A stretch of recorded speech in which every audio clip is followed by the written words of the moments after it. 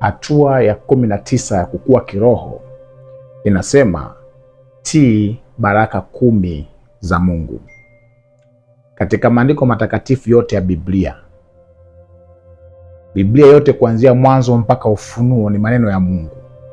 Lakini katika haya maneno ya Mungu kuna sehemu 3 tu ambazo Mungu aliziandika kwa kidole chake mwenyewe.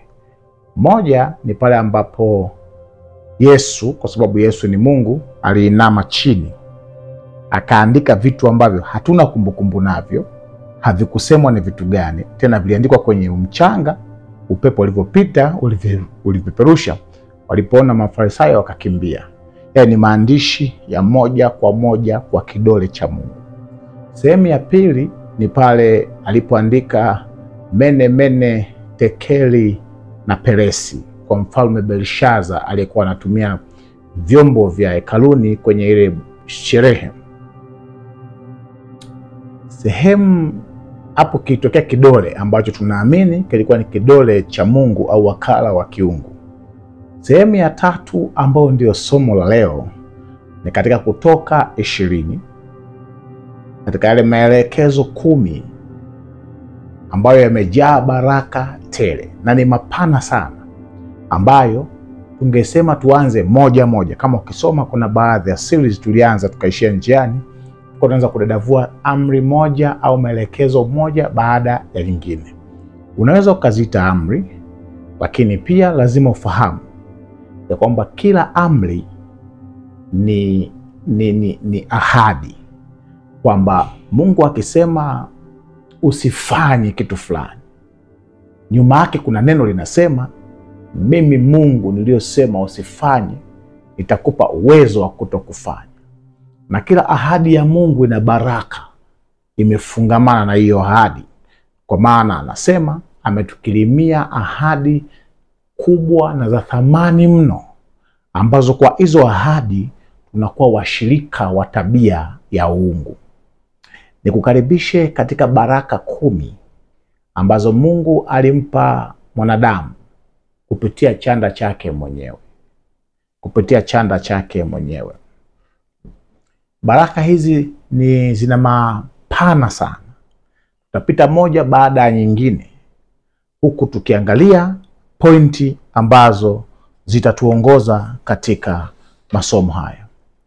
Kitabu cha Hosea 8 mstari wa 12 kinatupa mwongozo wa kwanza kabla tujazama kwa kina katika hizi baraka 10 nzuri ambazo Mwenyezi Mungu kwa hiari yake mwenyewe ametupa ziweze kutusaidia. Hosea 8:12 anasema hivi: nijapo mwandikia sheria yangu katika amri 10,000 zitahesabiwa kuwa ni kitu kigeni. Tunaishi katika dunia ambayo maelekezo ambayo Mungu anayatoa yanaonekana kama ni kitu kigeni. Kwa sababu gani? Na siri kubwa sana ambayo kitabu cha Mhubiri huwa kinasema ya kwamba Mungu alimuumba mwanadamu mkamilifu, lakini mwanadamu amebuni mavumbuzi mengi sana.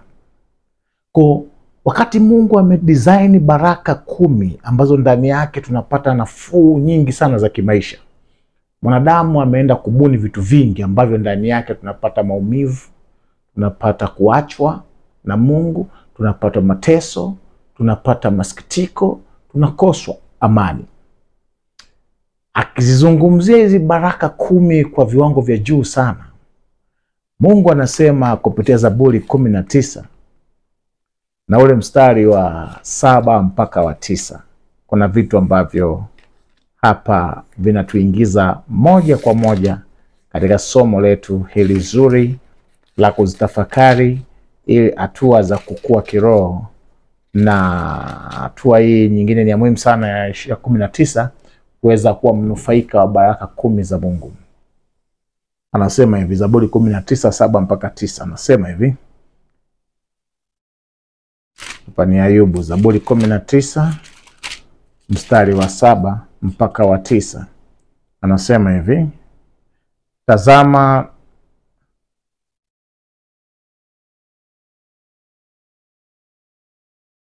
Zaburi 19. Samahani, naona hii ni Ayubu, Zaburi hapa, Zaburi 19. Sasa hebu sikiliza anapozungumzia hii baraka, hizi baraka 10 ambazo Mungu ametupa. Anasema hivi, sheria ya Bwana ni kamilifu, huiburudisha nafsi. Hivi vitu ambavyo tunakwenda kuviongelea leo vinaburudisha nafsi. Anasema mstari wa ushuhuda wa Bwana ni amini, humtia mjinga hekima. Mungu anakwenda kukupa hekima nyingi sana. Lakini nani anasema maagizo ya Bwana ya adili, hufurahisha moyo. Amri ya Bwana ni safi, huyatia macho nuru. Kichwa cha Bwana ni kitakatifu, kinadumu milele. Hukumu za Bwana ni kweli, zina haki ya asili. Kwa haya mambo ambayo tunakwenda kuyaongea kwa ufupi sana, kwanza yenyewe ni mapana sana. Ndio maana Zaburi 119 inasema unifundishe. Ni vitu ambavyo utakuwa ufundishe, sio ukariri. Lakini sasa nataka niseme kitu kimoja, kwamba hivi vitu tunavyokwenda kujifunza 10, baraka 10 ambazo Mungu amempa mwanadamu na content zake, Biblia inasema zinatia akili, zinaondoa ujinga. Anasema ni nzuri sana, zinaburudisha nafsi. Acha na burudani, hizi ndio burudani sasa. Sasa bila kupoteza muda, tuenze moja baada ya nyingine. Kitabu cha Kutoka 20 ndo tutakapoweka base yetu leo, tukiziangalia hizi baraka 10 ambazo Mungu mwenyewe alishuka akaziandika kwa kidole chake, kwa mkono wake mwenyewe, akamkabidhi Musa, na zikawekwa kwenye kumbukumbu mpaka leo. Na wale wadau wa wokovu, naomba niongee na wadau wa wokovu. Samahani sana nisiposema hivi nitakuwa sijakutendea haki. Wadau wa wokovu, kitabu cha Waebrania 8:10 kinatukumbusha hii baraka, hizi baraka ya kwamba ni moja ya package ya wokovu wetu. Yani amri 10 ambazo ni baraka 10 Mungu alizotupa ni moja ya package au kifurushi cha kuokolewa kwetu, na ni ahadi ambayo Mungu aliahidi watu wote ambao watakuja kukombolewa kwa damu ya Yesu watakuwa ni wanufaika wa hizi baraka 10 ambazo Mwenyezi Mungu alizisanifu kwa viwango vya juu sana. Kitabu cha Waebrania 8 mstari wa 10 anasema hivi, maana hili ndilo agano nitakaloagana na nyumba ya Israeli baada ya siku zile, asema Bwana, na katika mioyo yao anasema nitawapa sheria yangu katika nia zao, na katika mioyo yao nitaziandika, nami nitakuwa Mungu wao, nao watakuwa ni watu wangu. Hii ni ahadi ambayo alisema kwenye kitabu cha Ezekiel, nafikiri kama sio Ezekiel, Yeremia. Hapa mtu wa Mungu amerudia, na kitu kirudiwa mara mbili kina uzito sana, kwamba Mungu ameahidi ataweka hizi baraka hizi 10 kwenye nia yetu. Ndio maana anasema nia ni akili, ni nafsi, kule ambako mawazo yetu yanaanzia. Anasema zinaburudisha nafsi. Kwa hata Yesu ndio maana alisema sikuja kuzifuta, sikuja kuzitangua, nimekuja kama mwanga wa kuzimulika na kuziibua, ili tuzijue na tuzione kwa upana. Ndio maana akasema imeandikwa usizini. Mimi nakwambia ukimtamani mwanamke ushazini naye tayari. Ili ameenda kwenye source, kung'oa namna ambayo unaweza kujikuta unamkosea Mungu ukiwa hujajua source, chanzo kabisa. Baraka ya kwanza, Kutoka 20 mstari wa 3, usiwe na miungu mingine ila mimi. Usiwe na miungu mingine ila mimi. Kuna nini kwenye hiki kitu? Jambo la kwanza, usiwe na miungu ila mimi. Kwa lugha nyingine ya Kiingereza nasema you should not serve other gods before me. Yani badala ya kumwabudu Mungu au kumtumikia Mungu, usitumikie miungu mingine. Kwa swala la ibada na utumishi vimefungamana. Kwa nini anasema hivi? Tunayo historia ya watu wengi ambao Mungu, kwa kumtumikia Mungu wa mbinguni peke yake, Bwana aliwatendea matokeo ya baraka ya kumtumikia Mungu.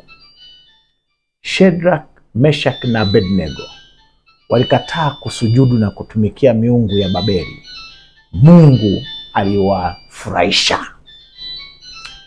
Paulo alikataa kutumikia miungu mingine isipokuwa Mungu mkuu Yesu Kristo, hata alipojikuta kwenye gereza.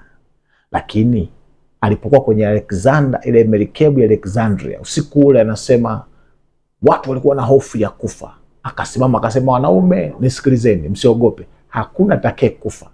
Kwa nini? Mungu wa mbinguni ambaye ninamtumikia, the God whom I serve, Mungu ninayemtumikia, malaika wake ametumwa usiku, amelijulisha kwamba hakuna atakayepotea hata mmoja. Kumtumikia, usiwe na miungu mingine. Unaona, kuna baraka ya ulinzi. Usiwe na miungu mingine, kuna baraka ya afya, kwa sababu huyu Mungu anasema mpende Bwana Mungu wako kwa moyo wako wote, kwa nguvu zako zote, kwa akili zako zote, kwa mwili wako wote, kwa kila kitu chako chote. Sasa kama ukiwa mwili wako na afya mbovu, hauwezi kumtumikia Mungu vizuri. Kwa amri hii ndani yake kuna baraka ya kuwekwa huru dhidi ya magonjwa. Na fungu lipo linasema utakapozishika amri za Mungu ndipo nitakapokuondolea ugonjwa. Kwa maana hizi amri za Mungu ni baraka za Mungu.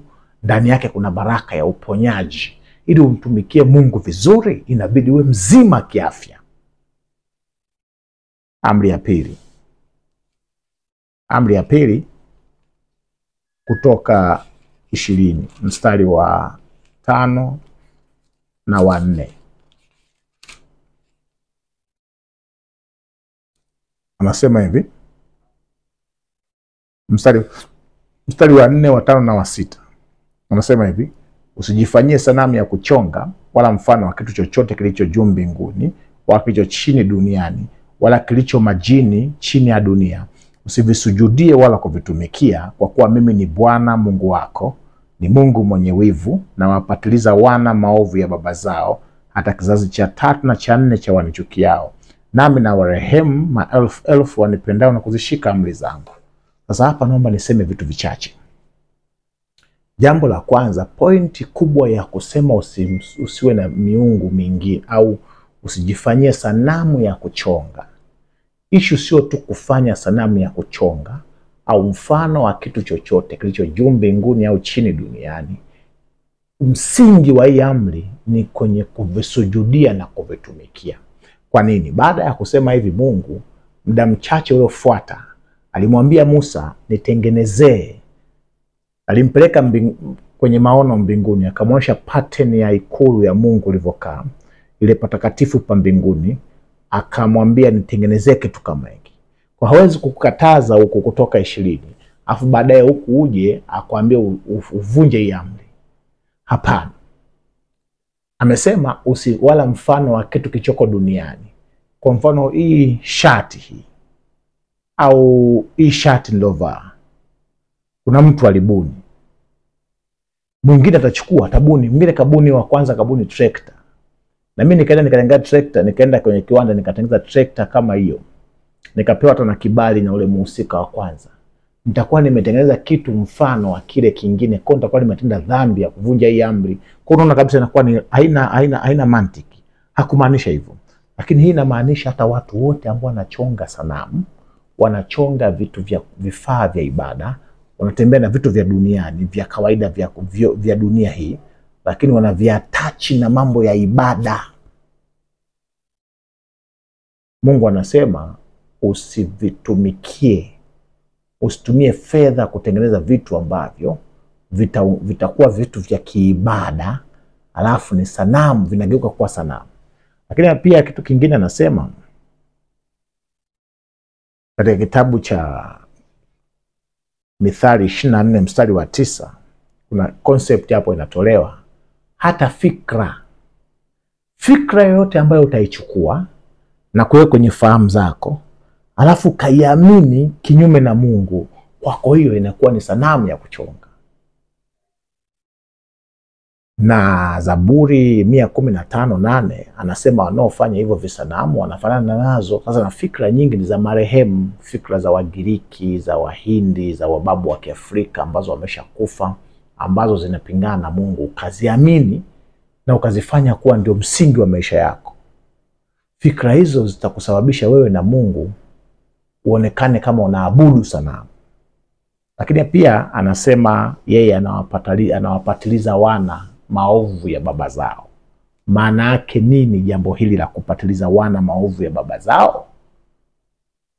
Mungu katika kitabu cha Ezekieli 18:20 anasema yeye hawezi kumwadhibu mtoto kwa kosa la baba, lakini hapa anasema anampatiliza baba mwana hata kizazi na kizazi na kizazi. Anamaanisha nini Mungu? Ili uweze kuelewa hii kitu, lazima ujue concept ya dhambi. Dhambi ina asili ya kuua. Warumi anasema dhambi, Yakobo 1:15 anasema dhambi ikikomaa inazaa mauti. Warumi inasema mshahara wa dhambi ni mauti. Kama baba alitembea kwenye njia za dhambi, njia za kuvunja maagizo haya ya Mungu, maana yake anatembea kwenye njia za dhambi, njia za mauti. Iko njia ionekanayo kuwa njema machoni pa mtu, lakini mwisho wa njia hiyo ni mauti.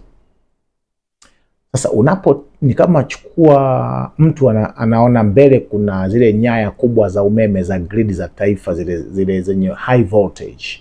Alafu nichukue nitembee juu ya zile nyaya, nitapigwa short, nitakufa. Alafu nipitishe kizazi changu chote kwenye hizi nyaya. Kwa hiyo anaposema anapatiliza ni kwamba kimsingi ukitoka nje ya Mungu, dhambi matokeo yake ni kifo. Wewe mwenyewe automatically utajikuta unapitisha familia kwenye grid ya umeme wa adui Ibilisi ambayo itawateketeza. Bwana asifiwe. Yesu alikuja kukomesha huu mpango wa matatizo ambayo wazazi wetu wangeweza kutupatiliza. Wewe mwenyewe binafsi una uwezo wa kuchukua maamuzi ya kiroho ya kukatisha hii chain kwenye maisha yako kwa damu ya Yesu. Kwa hiyo hii amri ni nzuri na ina baraka sana kama utaamua kumfanya kuwa Mungu peke yake ndio Bwana Mwokozi wako na ndio kila kitu kwako. Utapata neema hata ya kukatishiwa mambo mengine ya kurithi ya mababu zako. Lakini pia amri ya 3 Kutoka 20:7 au baraka ya 3 Kutoka 20:7 anasema usilitaje bure jina la Bwana Mungu wako, maana Bwana atamhesabia kuwa hana hatia mtu yule ambaye ataja jina la Bwana Mungu wake. Anasema usilitaje bure jina la Bwana Mungu wako. Biblia inakataza matumizi ya kebehi, matumizi ya mzaha, kulitaja jina la Mungu bila kumaanisha. Na jina la Mungu unapolitaja, mbinguni wanajua mtoto wangu ana kitu anahitaji, wanakuwa makini, malaika wanajiandaa standby kuja kukuhudumia. Alafu wanakuta kumbe ulikuwa unazini, unajikuta umeanza kutaja na majina ya Mungu. Anakuta kumbe ulikuwa unacheka sokoni, unapiga umbea, na jina la Bwana Mungu wako. Lakini pia hakuna jina ambalo amepewa mwanadamu duniani isipokuwa jina la Yesu Kristo. Kwa maana nyingine, usitaje tu jina la Yesu. Taja pale unapomaanisha, pale unapotaka. Kwa nini? Kwa sababu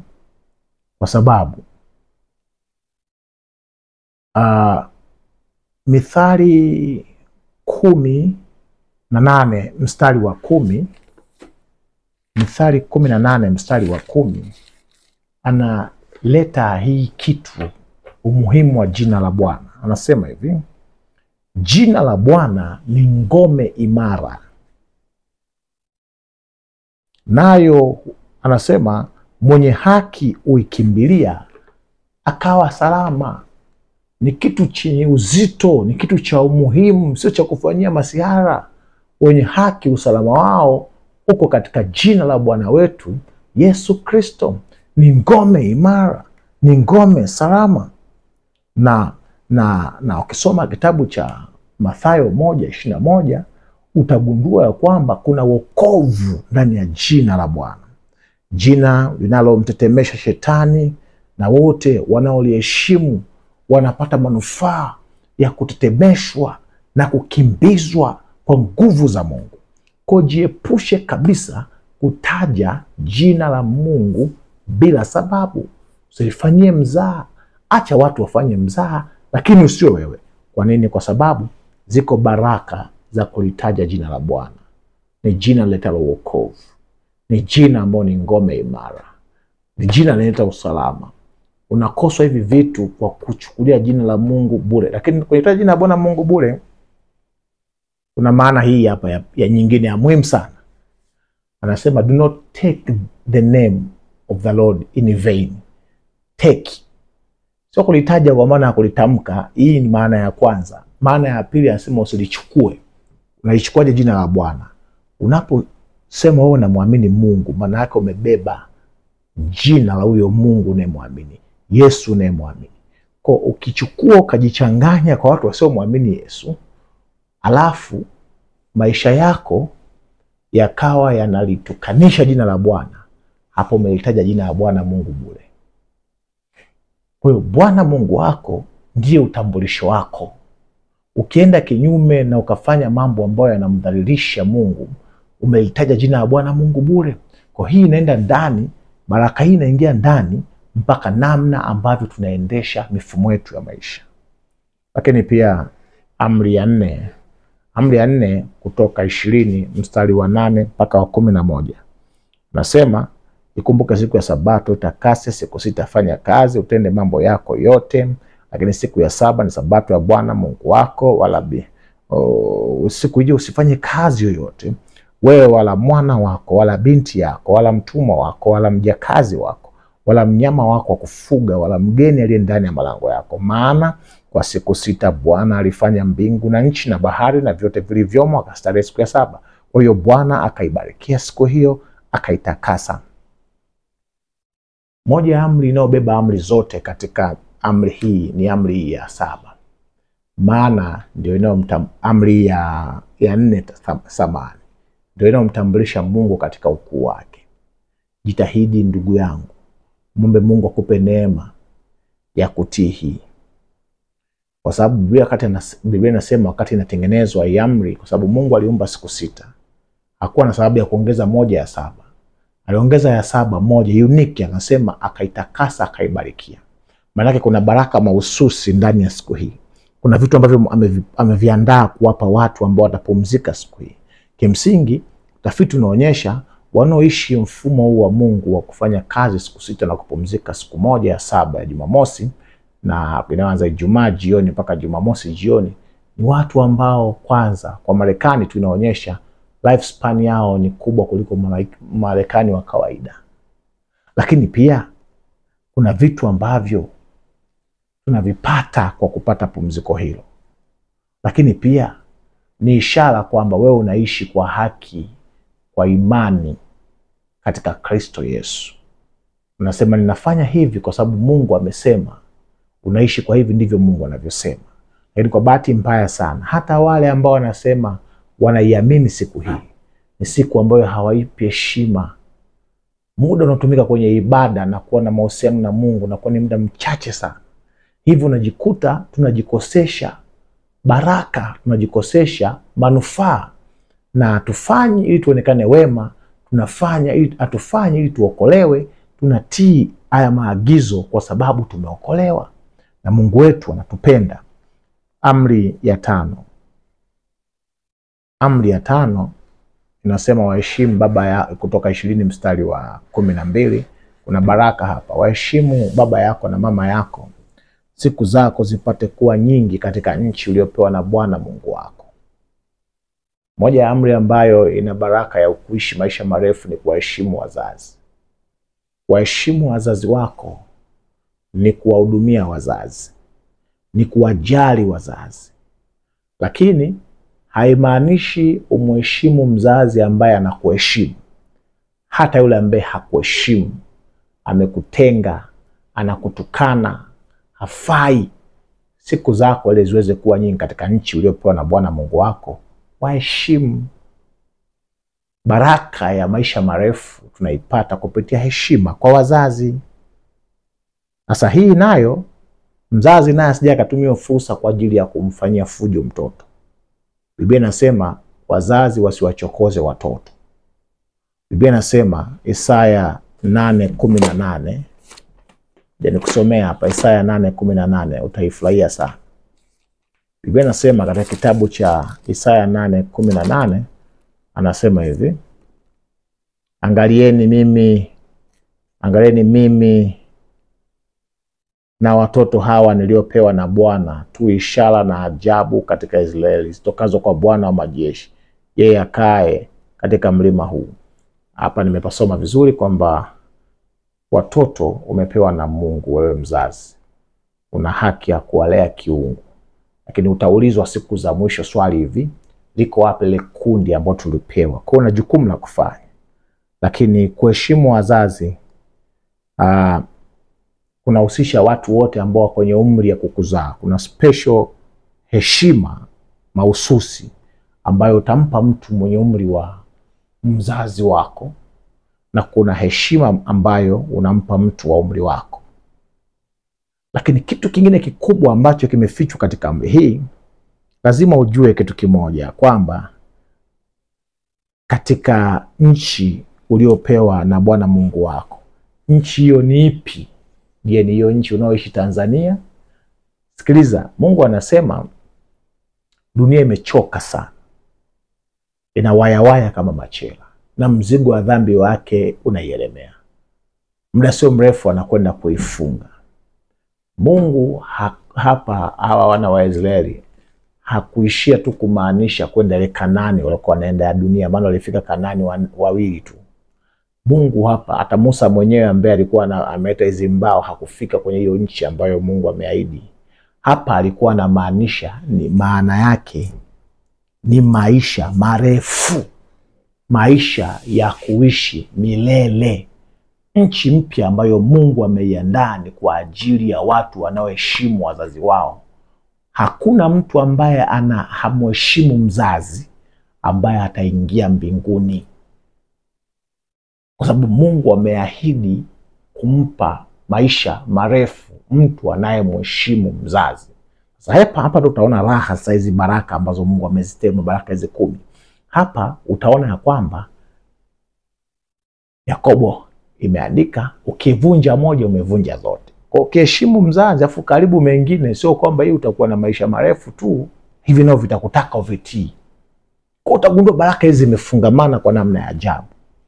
Zaburi 21 mstari wa 4. Angalia hii baraka inavyoelezwa vizuri hapa. Zaburi 21 mstari wa 4.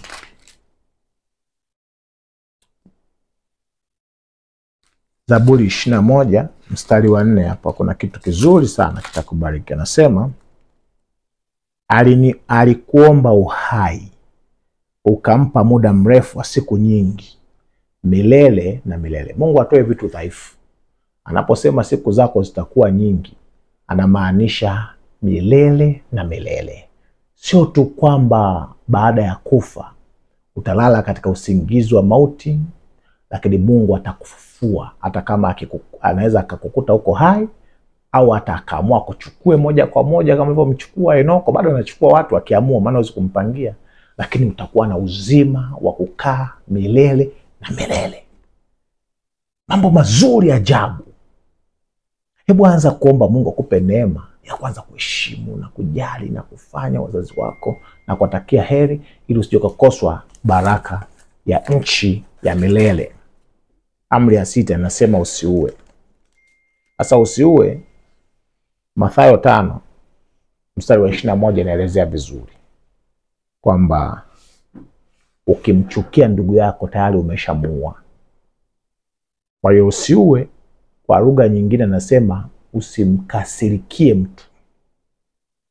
Hasira na wivu sio tu itakufanya uwe muuaji, kwa vyenyewe ni uuaji. Yohana wa kwanza 3:12 na 11.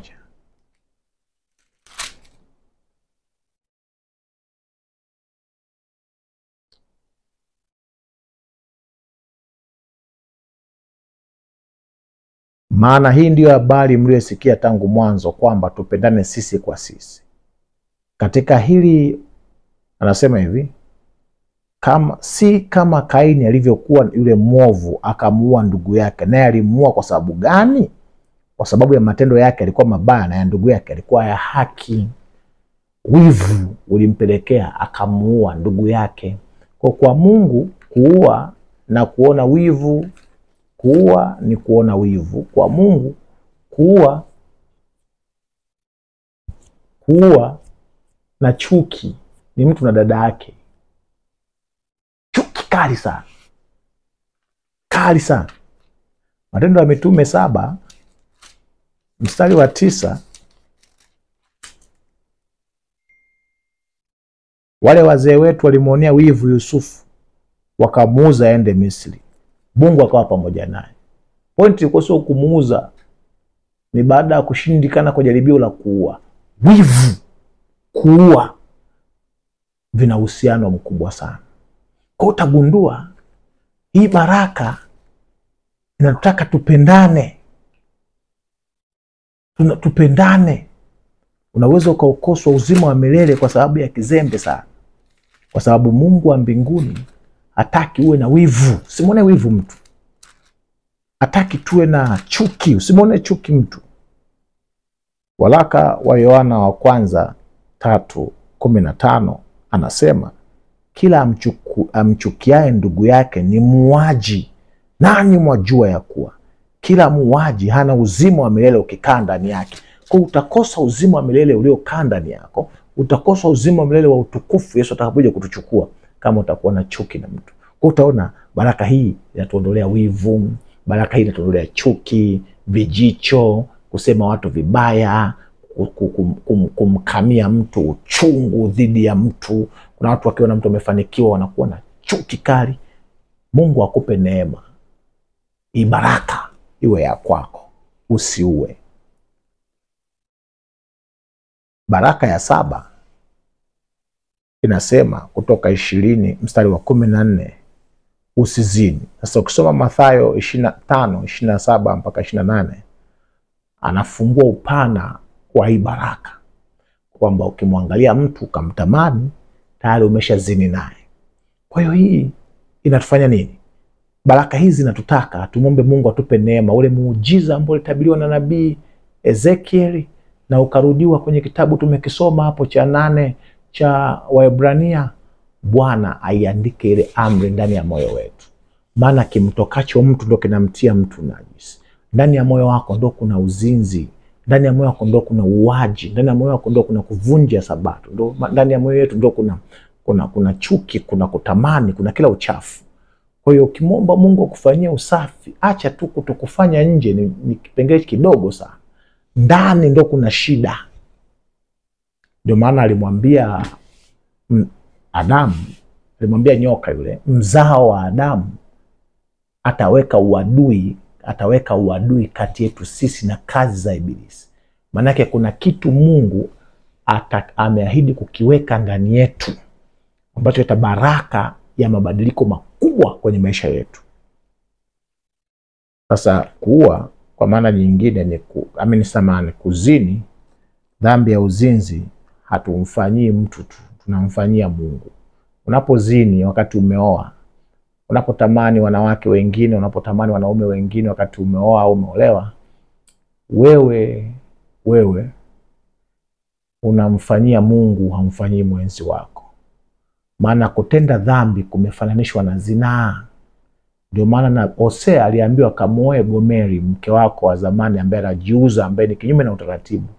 Akaumia sana, akamwambia kama ulivyoumia na mimi ndo ninavyoumia, Israeli inavyozini na miungu ya duniani. Na anaisema vizuri kabisa. Mungu ni mzuri. Anaisema vizuri katika kitabu cha Yeremia 3:14. Yeremia 3:14. Yeremia 3:14. Hii hapa anasema,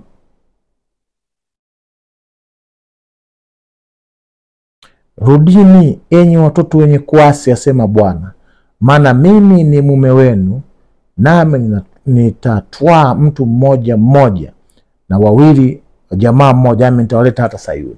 Mungu asema mimi ni mume wenu. Unaweza kuwa umeolewa lakini hauzini wala utamani, lakini unailizi. Kwa Mungu wewe unazini. Unaweza kuwa umeoa lakini unavunja moja hizi amri 10 au hizi haya mabaraka 10 ambayo Mungu ameyatoa umeyakataa. Unazini. Kwa utagundua hizi amri zote ni kama package moja. Ndio maana Yesu akasema tu hizi mbona rahisi?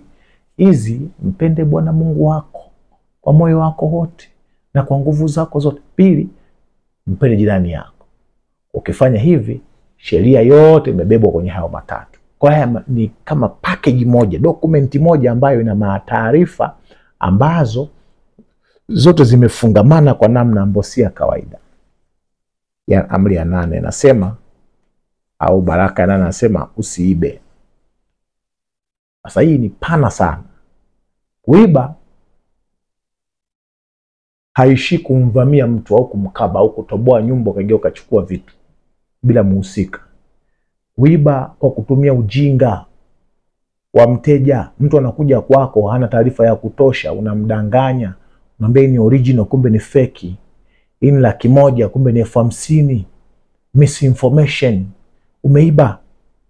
Kuiba kwa kutokulipa madeni na kujisahaulisha. Warumi 13:8 anasema msiwiwe na mtu yoyote. Kwa kama unadaiwa lipa. Wezi wengi hasa wa Kristo tunazurumiana. Mtu anakuomba kitu kwa sababu unamuona ni tajiri, akinipa huyo ana hela bwana. Huo ni wizi.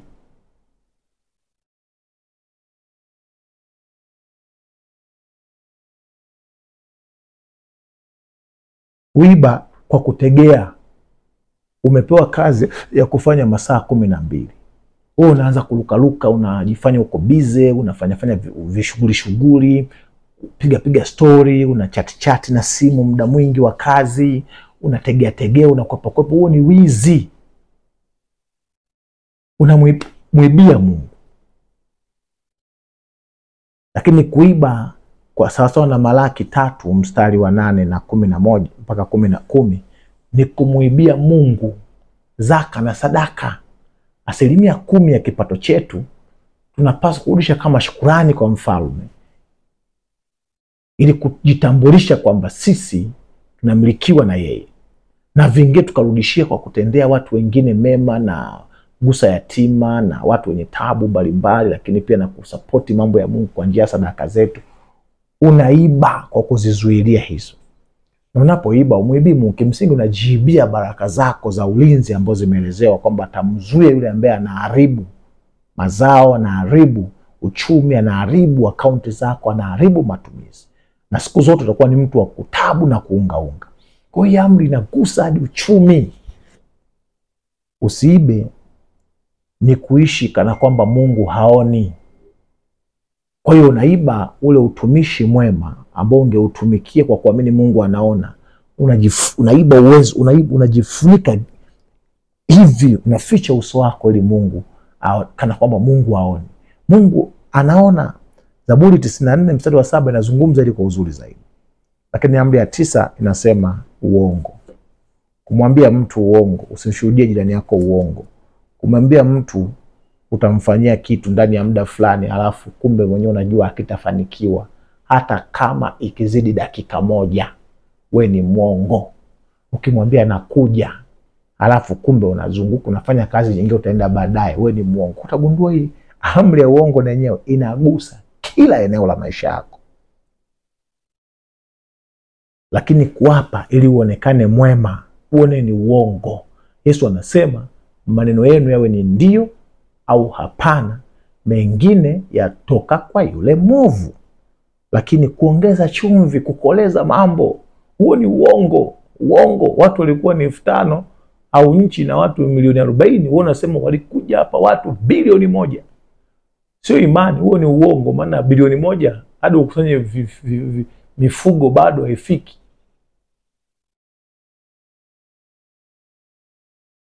Lakini Bwana asifiwe ya kwamba Mungu ametoa uwezo wa kushinda haya yote. Lakini kuna baraka nyingi ya kuamua kuwa mwaminifu. Na tofauti kati ya mtu mwaminifu na mwadilifu. Mtu mwadilifu, mtu mwaminifu ni yule ambaye anakuwa tu amenyooka kwa sababu anajua watu wanamuona. Mambo yake anayafanya vizuri kwa sababu anajua kuna systems, cameras zinamuona. Anafanya mambo yake kwa sababu anajua kuna bosi anamwangalia. Lakini ukigeuza tu upepo au watu wanamfahamu kwamba ni mcha Mungu, kwa akienda kinyume basi. Lakini akigiza tu likitanda na badilika rangi. Mwadilifu ni mtu ambaye anaishi kana kwamba Mungu anamuona. Anaishi ya kwamba vitu vyake vyatoka kwa Mungu. Kwa hata athiriwa kabisa na chochote kitakachotoka upande wowote, maana naamini Mungu na hasa ukiwa mwadilifu ni zawadi kubwa sana. Faida moja wapo ya uadilifu, Mungu atakutambulisha. Kabla hujajitambulisha kwa watu, Mungu atatambulisha kwenye mioyo ya watu. Alafu Bwana atakupa vibali vya kukubalika. Utapendwa, utazingatiwa. Ujapopita kwenye vibonde fulani vya uvuli wa mauti, bado Mungu atakupa uwezo wa kutokea upande wa pili mwema. Kama Ayubu alikuwa ni mtu mwema na mwadilifu. Alipita miaka ya kufiwa watoto, kupoteza mali, akaendelea kuwa mwadilifu kweli kweli, hakutumia uongo ujanja. Mara ya pili akavipata zaidi. Na Bwana asifiwe, Yesu atakapokuja atamfufua na Ayubu na atapata na vya juu mbinguni. Mwisho, usitamani. Usitamani. Kutamani ni matokeo ya kutokuridhika. Kutokuridhika na baraka za Mungu alizokupa kwa wakati huo. Haimaanishi usiwe na competitive desire ya kutaka kuwa bora zaidi, lakini kutamani vya mtu mwingine inaonesha ya kwamba wewe huridhiki na jinsi ambavyo Mungu amekupa. Tamani mke wa mtu, na tamani mali za watu, vitu vya watu, ukiona na vitamani kwa nia hovu ndani yake. Haba kwenye hili tusome kitabu cha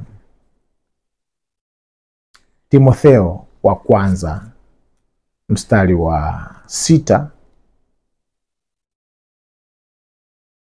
Timotheo wa kwanza 6:17 anasema hivi: walio matajiri wa ulimwengu wa sasa waagize wasijivune wala wasiutumainie utajiri usio yakini, bali wamtumaini Mungu atupaye vitu vyote kwa wingi, ili tuvitumie kwa furaha.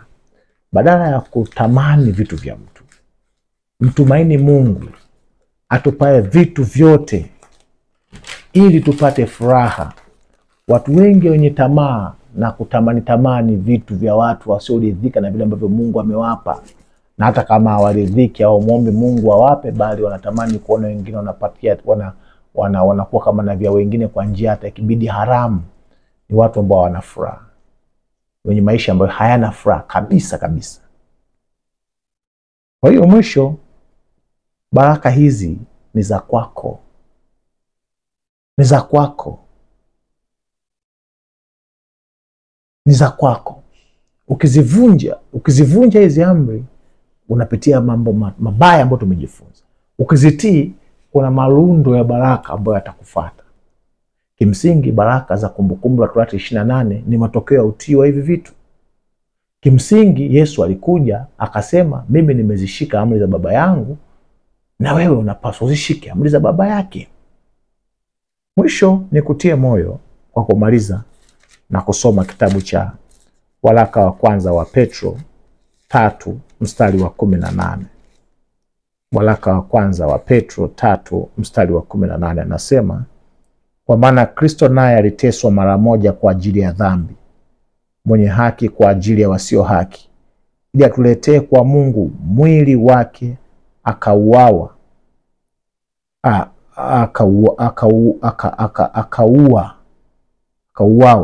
bali roho yake akahuishwa. Kwa maana Kristo naye aliteswa mara moja kwa ajili ya dhambi. Kutokutii na kufuata haya maagizo ni dhambi. Lakini isikutishe, isinitishe, isitutishe, kwa sababu Kristo naye aliteswa ili kwa ajili ya dhambi zetu. Je, unasema ninaomba, unatamani Mungu akupe uwezo wa kuzifaidi hizi baraka 10? Usiogope, Mungu wako ana uwezo wa kukusaidia. Na hata kama ninapoongea sasa hivi unatembea kwenye chain ya madhara ya kufyonza na kuenjoy hizi baraka. Usiwe na wasiwasi. Tutamwambia huyu Mungu ambaye aliteswa kwa ajili yako, kwa kupigwa kwake na kutangazia sasa hivi, hata hivyo unavyopitia vimekoma kwa jina la Yesu. Ikiwa unasema nahitaji na mimi nianze mahusiano mapya na Mungu, niingie katika ile agano jipya na Bwana kuziandika hizi baraka ndani ya moyo wangu, niweze kuziishi tu automatically na kumshangilia Mungu. Mungu akubariki sana. Unasema sijawahi kubatizwa, nahitaji kubatizwa ili nipokee kipawa cha Roho Mtakatifu na uwezo wa kuwa na ule uadui wa kazi zote za ibilisi na kumpenda Mungu kutokea ndani. Unasema nataka hiki kitu kabisa, nimeamua. Mungu akubariki pia. Unaweza comment chini tukakuhudumia. Basi tuombe. Asante Mungu kwa kuwa neno lako tumelisema na wewe umelisikia na mtoto wako amelisikia. Roho wako endelee kuchochea hali ya utu wema ndani yake, baraka ambazo walikuwa wamezikosa kwa kutokutii amri hizi na kwa sababu wameamua kuzifuata. Mungu mbariki sana sana. Nimtakie usiku mwema. Bwana Roho wako akae juu yake, nguvu zako zikae juu yake katika jina la Yesu. Amen. Mungu akubariki sana.